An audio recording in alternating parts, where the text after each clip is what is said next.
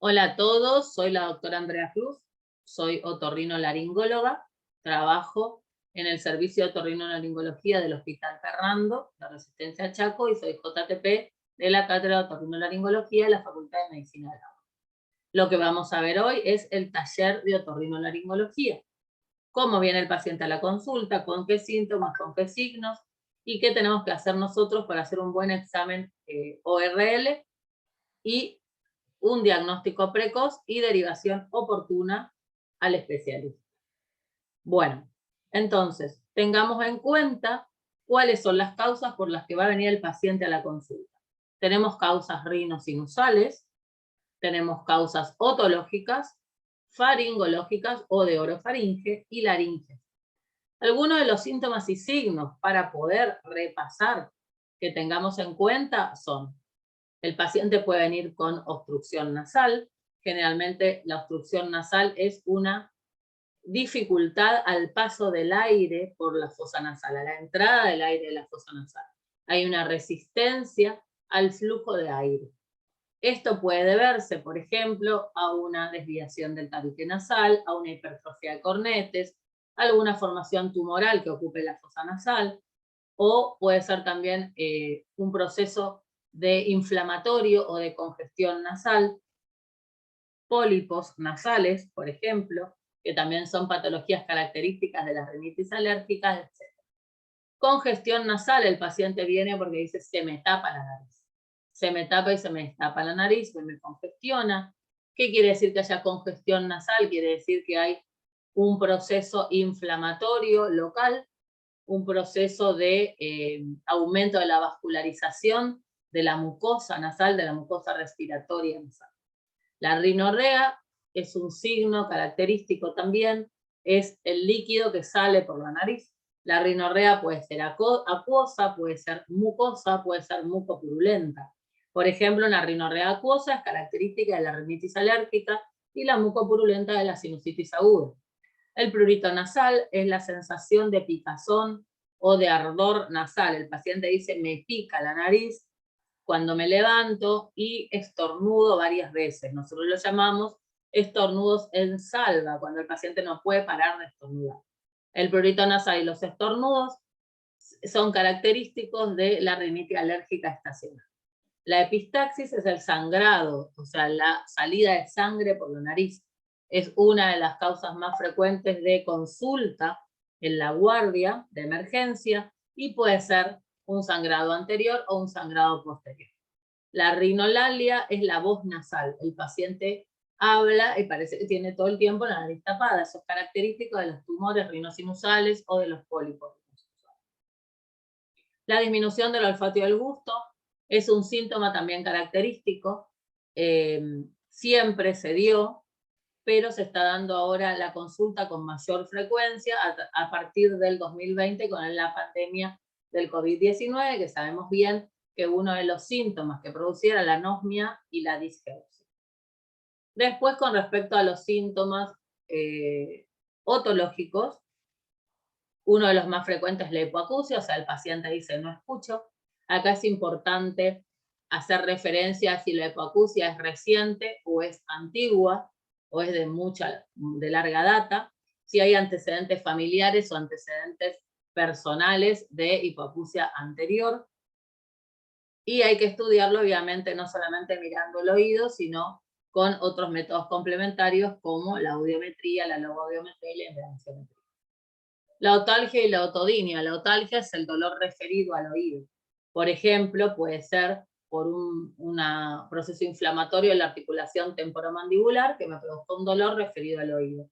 O cualquier proceso o un tumor orofaringio que me da también como síntoma referido la otalgia. En cambio, la otodinia es el dolor específico del oído. Por ejemplo, una otitis media aguda me va a dar una otodinia. La otorrea es un signo en donde lo que se ve es salida de líquido a través del oído. Puede ser topográficamente del conducto auditivo externo o del oído medio. La otorrea también puede ser serosa, serosanguinolenta o mucopurulenta según la patología. Cuando hablamos de acúfenos, mareo y vértigo, ya hablamos de patologías del oído interno.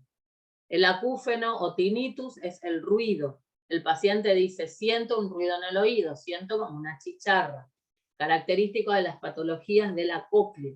Y mareo y vértigo, característico de las patologías del vestíbulo, o sea, de los conductos semicirculares, sáculo y otrículo, que son lo que forman la vía vestibular del oído. Con respecto a las patologías orofaringias, dentro de los signos y síntomas tenemos la odinofagia, que es el dolor al tragar, el carraspeo, el paciente hace así, tiene como esa sensación de que tiene algo pegado en la pared posterior de la faringe, así lo refiere, y generalmente se debe a un drenaje posterior de moco de la sinusitis crónica o al reflujo gastroesofágico. Prurito faringio es la picazón. El paciente dice, me pica la garganta, hay que diferenciarlo del dolor de garganta, y generalmente se debe a patologías faringias alérgicas que se dan junto con el lagrimeo ocular o la congestión ocular y la congestión nasal en las rinofaringitis alérgicas estacionales. La disfagia, que es la dificultad al tragar, característico no solamente de los procesos inflamatorios e infecciosos orofaringios, sino también de los tumorales. Después tenemos la tos, generalmente seca e irritativa, también característica de procesos inflamatorios o alérgicos locales. La halitosis, que es el mal aliento, también característico de los procesos infecciosos orofaringios y también del reflujo gastroesofágico, y la cialorrea, que es la acumulación de saliva en la boca, que me está indicando que el paciente no puede tragar o tiene alguna dificultad al tragar, y es característico de los tumores orofaringios o, por ejemplo, del flemón amigárico. Después las patologías laringias, los síntomas predominantes son la disfonía, que es la alteración en la voz, y generalmente se debe a una patología de las cuerdas vocales, que hace que éstas no puedan cerrar bien y se escape el aire. La disnea, que es la dificultad en el paso de aire a través de la laringe. Hay una dificultad en la respiración, generalmente característico de los tumores laringios, a predominio glótico. La tos, generalmente seca e irritativa, característica de los procesos infecciosos o inflamatorios laringotraqueales. Y el estridor, que me está indicando que hay una obstrucción respiratoria a este nivel muy importante, característico de los tumores laringios o de la obstrucción respiratoria aguda, como por ejemplo la epiglotitis o el edema de glotis. Bueno, ¿qué vamos a hacer o cómo vamos a hacer el examen en el consultorio? Para poder ver las fosas nasales necesitamos una luz frontal y espéculos de nariz. Nosotros los otorrinos utilizamos espéculos especiales, como el espéculo de Killian o el espéculo de Palmer. Ustedes en la guardia de emergencia o en el centro de salud no van a tener los espéculos nasales, pero con el dedo índice y el pulgar levantando la punta de la nariz hacia arriba y una buena luz frontal, podemos ver por lo menos la permeabilidad de la fosa nasal o si hay alguna masa ocupante. Podemos ver el tabique nasal, podemos ver los cornetes que están en la pared lateral de la fosa nasal, y si vemos en el fondo el cornete medio, decimos que es una fosa nasal permeable.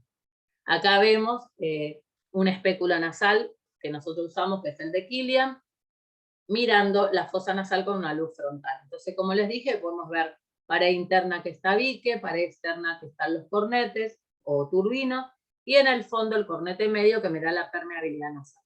También utilizamos el nasofibroscopio flexible y también ópticas rígidas para poder entrar dentro de la fosa nasal y ver con mayor aumento. El nasofibroscopio flexible, fíjense acá en esta imagen, se ve a la otorrinolaringóloga con un nasofibroscopio que se coloca la fibra óptica por la fosa nasal, se coloca una cámara y con una luz LED, que también forma parte del equipo, se puede ver una imagen en un monitor. Con el nasofibroscopio podemos llegar hasta laringe.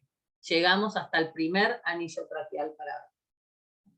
Así se ve una imagen con un nasofibroscopio. Fíjense, a medial el tabique nasal, a lateral el cornete inferior, el piso de la fosa nasal y atrás el cornete medio. Ver así me indica que es una fosa nasal permeable. Muy bien.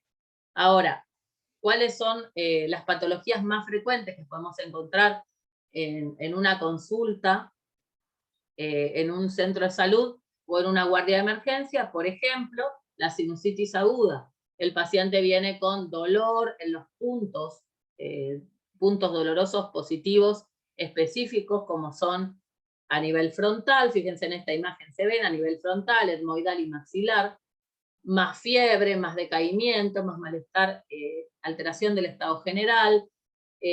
Podemos ver, nosotros con una luz frontal podemos ver un edema de la mucosa, congestión, la mucosa enrojecida, moco, este tipo de secreción filamentosa, espesa, densa, o secreción mucopurulenta, o puede venir ya con una complicación como una etmoiditis, con edema bipalpebral y compromiso ocular.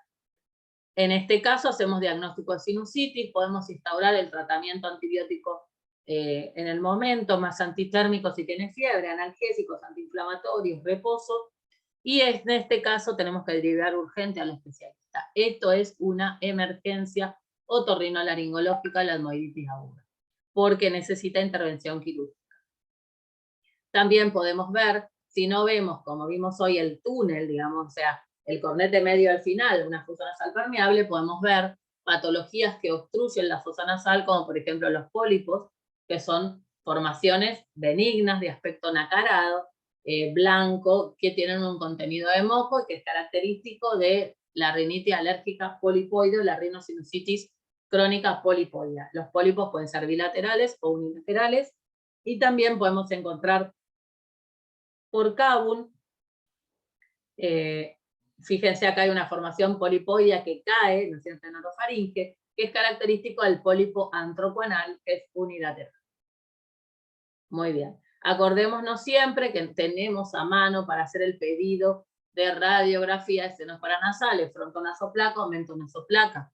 Podemos, aparte de la clínica, que es soberana en el caso de la sinusitis o la rinosinusitis, podemos pedir como estudio complementario una radiografía, donde acordémonos que se veía nivel hidroaéreo, cuando es una sinusitis bacteriana, o también puede ser una sinusitis odontógena, puede ser unio o bilateral, y también podemos ver un velamiento total del seno.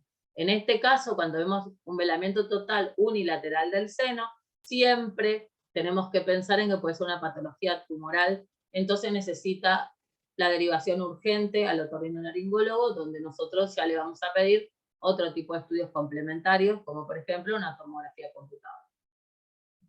Muy bien, con respecto al examen del oído, lo que utilizamos es el otoscopio. El otoscopio es una linternita con luz LED y que tiene acá una lupa, digamos, o sea, tiene aumento. Y viene acompañado dentro del set, que es cuando se compra, con espéculos de diferentes tamaños, espéculos de oído de diferentes tamaños, que me van a servir para poder ver conducto auditivo externo, membrana timpánica y a través de la membrana las patologías del oído medio. En el consultorio nosotros tenemos también el otomicroscopio. El microscopio nos sirve a nosotros como especialistas no solamente para ver otro tipo de patologías un poco más específicos con mayor aumento, sino para realizar procedimientos tanto en consultorio como por ejemplo una meningocentesis o colocación de tubo de ventilación, como en el quirófano hacer cirugías tanto de oído como rinosinusales como de laringe. Acá les muestro, acá vamos a ver un video donde el especialista estoy ahí, estoy en el consultorio en el Hospital Ferrando, les voy a mostrar eso que ven ahí, es el microscopio, con el otoscopio, con el espéculo, coloco el otoscopio en el espéculo y miro el pabellón auricular, tracciono el pabellón auricular, observo el conducto auditivo, el orificio, coloco el espéculo y miro. Siempre tengo que tratar de ver la totalidad de la membrana timpánica. También hay que hacer inspección de la parte posterior de la oreja para ver si no hay hematomas o algún signo específico de traumatismo o de signos de flebosis. O alguna adenopatía también que puede ser visible o palpable. Muy bien. Entonces observo con el microscopio. Acá en este caso, fíjense, lo mismo con el microscopio, tomo el espéculo, tracciono el pabellón auricular, coloco el microscopio y miro. Obviamente la automicroscopía me permite ver con mayor aumento las patologías, entonces para nosotros los otorrinolaringológicos es esencial.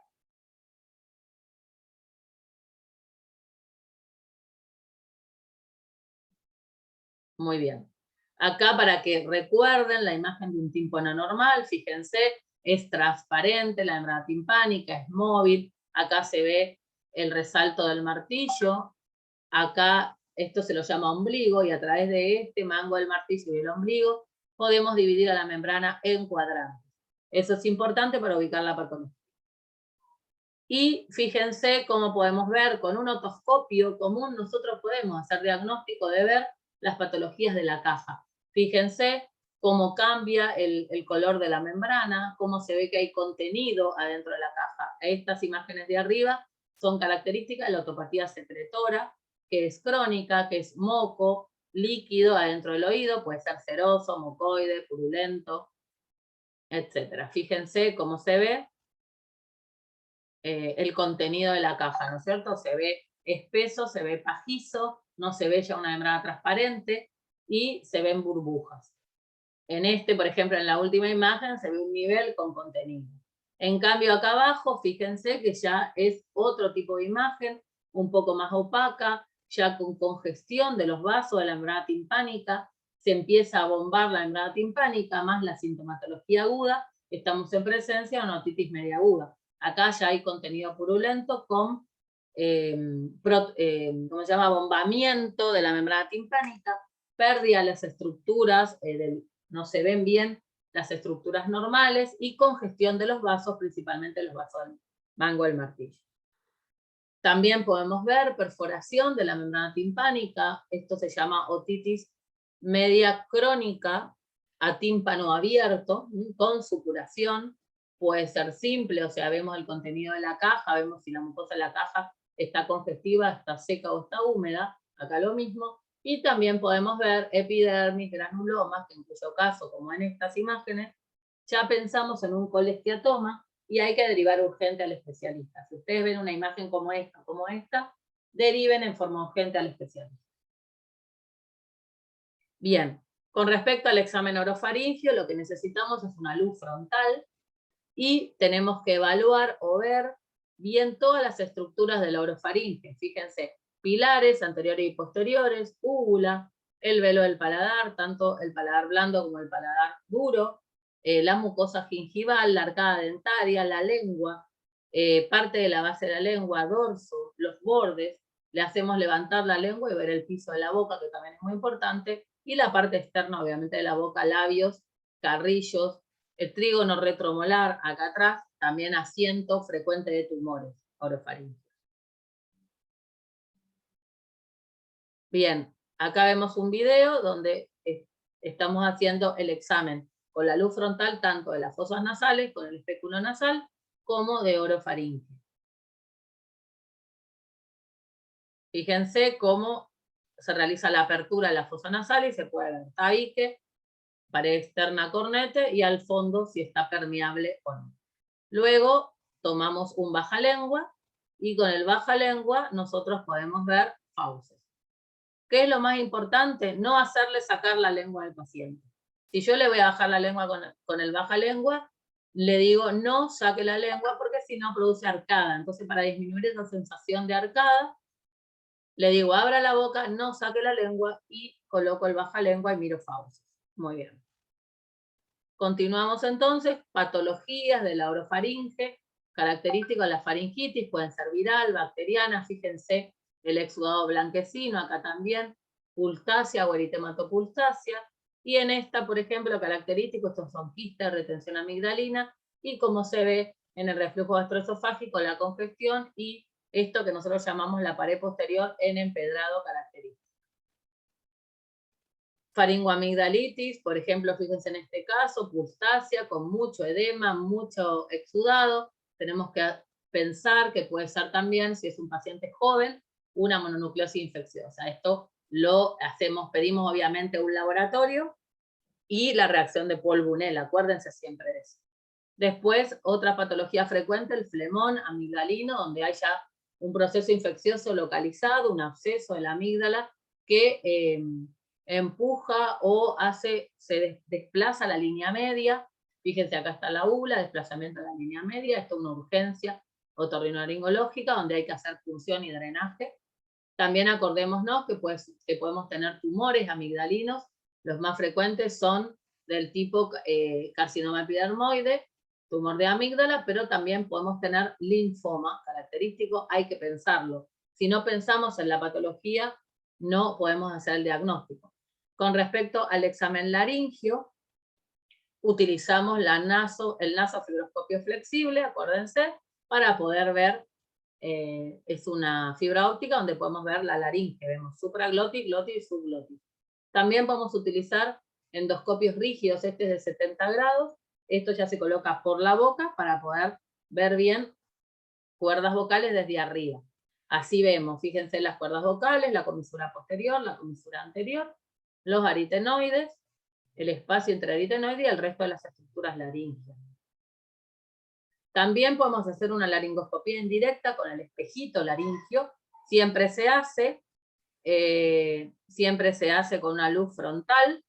Podemos, traccionando la lengua del paciente hacia afuera con una gasa, colocamos el espejito laringio y podemos ver cuerdas vocales, por lo menos la apertura de las cuerdas vocales y si está permeable o no la laringe.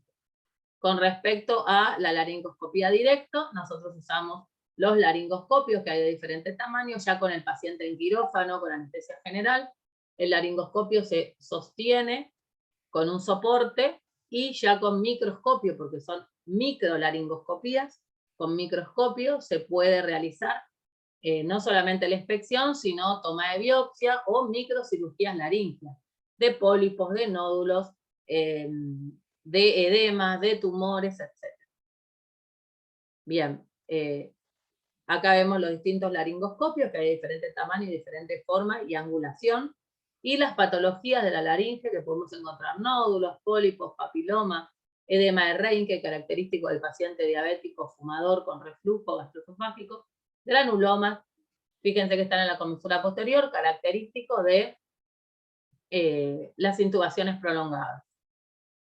Muy bien. También acordémonos siempre de que cualquier disfonía, como dijimos, de larga evolución, de más de 15 días de evolución, tengo que pensar que puede ser un cáncer laríngeo. Fíjense acá, son tumores que ocupan las cuerdas vocales a nivel glótico y se extienden a supraglotis. Tenemos, en este paciente vamos a tener disnea, disfonía, odinofagia y característico también la adenopatía lateral del cuello. Siempre palpar, siempre ver si el paciente tiene algún tipo de adenopatía, que son característicos tanto de los tumores orofaringios como de la laringe. En la guardia, lo más frecuente, cuerpo extraño en el oído. Si vienen con un objeto animado, como por ejemplo un insecto, siempre colocar aceite o vaselina líquida para que el insecto deje de moverse automáticamente y no traten de sacarlo. No hay que sacarlo porque nosotros lo sacamos con microscopio y con unas pinzas especiales de oído. Si se trata de sacar en la guardia con una pinza a mano izquierda o con una bayoneta, generalmente lesionamos la membrana timpánica o la pared del conducto, se edematiza todo y después es más difícil que en el consultorio del otorrinolaringólogo lo podamos sacar. Entonces lo importante es inmovilizar al insecto que muera y después con tranquilidad puede ir a la consulta del otorrino al día siguiente o a los 2 días. Con respecto, se le puede dar obviamente un cierto analgésico, antiinflamatorio y que se vaya a la casa y darle la tranquilidad al paciente que no pasa nada y que puede consultar al día siguiente al otorrino. Con respecto a los objetos inanimados, el más frecuente es el cotonete. El algodoncito, el cotonete queda también. No traten de sacarlo porque se lastima y se dematiza más la membrana, el conducto, la piel del conducto y se puede perforar la membrana timpánica y meter para dentro del algodón. Nunca ofrézcanle al paciente que se limpie el oído o nunca le aconsejen que se limpie con el cotonete, porque tenemos muchos casos de traumatismo y de perforación de membrana timpánica por accidentes con el cotonete. Fíjense acá en esta imagen cómo el cotonete perfora la membrana timpánica, en esta imagen de acá abajo, ¿no? Y otra urgencia es la miasis. Obviamente que si encontramos esto es una urgencia. hay que llamar al otorrinolaringólogo que está de guardia o derivar en forma urgente al otorrinolaringólogo. Sacar los gusanitos que se ven nada más, porque los que están más adentro ya hay que sacarlos con microscopio y con pinzas especiales. Muy bien. Con respecto a otra cosa que van a encontrar frecuentemente en la guardia son los traumatismos nasales. Los TEC, tanto traumatismo encefalocraniano, tanto leve, moderado como severo, fracturas de huesos propios nasales, fracturas de malar, fractura de rama ascendente del maxilar superior, todo esto derivar, obviamente hacer las medidas de sostén y derivar al otorrinolaringólogo. Otra cosa urgente que van a encontrar, que es una emergencia, es la epistaxis. La epistaxis tanto anterior como posterior. La posterior, acuérdense, que es una emergencia, también llamar al otorrinolaringólogo. Yo les enseño, ahora les vamos a enseñar en el gabinete de simulación a colocar la sonda Foley y hacer los taponajes tanto anteriores como posteriores, pero recuerden siempre hacer la consulta con el otorrinolaringólogo. Fíjense que para hacer un taponaje posterior o anterior, nosotros necesitamos primero las medidas de seguridad, siempre camisolín, guantes, anteojos o máscara. Siempre tener a mano gasas, espéculo de nariz si tenemos, por ejemplo el Killian. Para el taponaje posterior, tener preparada la sonda Foley. Hay de diferentes tamaños, 14, 18, ahora en el práctico les vamos a ver bien. Baja lengua, una jeringa de 10 para poder hacer la insuflación del balón de la sonda, un campo disponible tanto para apoyar nuestros instrumentales como para colocarle al paciente, baja lengua, y nosotros siempre tenemos a mano unas gasas que preparamos, que ahora les voy a explicar en el práctico, con vaselina para hacer los taponajes anteriores y para completar el taponaje posterior con sonda. Bueno, acá les voy a mostrar, importante abrir antes de colocar la sonda dentro de la fosa nasal, tengo que probar si el balón se insufla, o sea, si el balón está íntegro, si la sonda está intacta. Esta es una sonda Foley, lo que hago, cargo una jeringa con agua y coloco, insuflo el balón con agua para ver si está íntegro. No lo insuflo con aire porque cuando lo coloco dentro de la fosa nasal puede explotar, y no lo insuflo con solución fisiológica porque puede precipitar dentro del balón el sodio de la solución fisiológica y después no se puede desinsuflar. Fíjense ahí cómo insuflé el balón, veo que está intacto, veo para dónde se insufla, porque lo más importante es cuál es la función, digamos, de la sonda Foley en la nariz, es que el balón comprima la salida de la arteria esfenopalatina, que es la que me produce la epistaxis posterior, que la comprima y entonces cohiba por compresión el sangrado. Ahí me ven que estoy midiendo 3 traveses de dedo aproximadamente, que es hasta dónde tengo que colocar la sonda, y tenemos en cuenta que hay aproximadamente entre 6,5 y 7 centímetros desde la abertura nasal, o sea, desde el orificio nasal, hasta un poquito antes de la coana, que es por donde sale por el agujero esfenopalatina la arteria esfenopalatina. Otra urgencia que van a ver es el flemón amigdalino. Hoy vimos varias imágenes. Cuando hay un flemón amigdalino hay que hacer drenaje. Para eso se hace una punción, fíjense acá el contenido. Y con la punción no alcanza suficiente para que drene, se hace una incisión con bisturí. Eso también lo vamos a ver, lo podemos hablar ahora en la parte práctica. Y otra urgencia que van a ver, principalmente en la guardia pediátrica, es la epiglotitis, falso Krupp o el edema de glotis, que también es muy frecuente en los niños a raíz, digamos, de una laringotraqueitis aguda, y que obviamente es una urgencia porque se obstruye rápidamente y los niveles de saturación disminuyen rápido. Y en estos chicos hay que tener a mano ya tubo y todo para hacer una intubación por la dificultad, digamos, en la entrada de aire del paciente. Son rápidamente progresivos. Muy bien. Bueno, muchas gracias por la atención y nos vemos en el práctico.